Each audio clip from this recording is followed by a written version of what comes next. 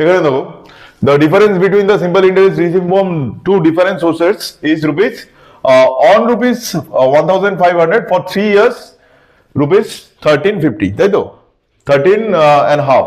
3 বছর যদি আমি 13 টাকা 50 পাই, 1 বছরে কত পাবো? 4.50। ওকে, এবার আমার ক্যাপিটাল দু জায়গায় কত কত রাখা ছিল? 1500 প্রিন্সিপালটাকে আমরা একটু ভেঙে নিই। প্রিন্সিপাল ইকুয়াল টু 100% দিলাম, তাহলে 10% কত? 150 টাকা। 1% কত? 15 টাকা। 0.1% মানে কত? 1.5 টাকা। ঠিক আছে, তাহলে আমাদের 1 বছরের ডিফারেন্স কত? এটা তো 3 বছরের ডিফারেন্স। 1 বছরের ডিফারেন্স কত? 4.5 টাকা। আর আমাদের 0.1% মানে কত? 1.5 টাকা। এটাকে 0.3 যদি করে দিই, এখানে কত হয়ে যাবে? 4.5 টাকা।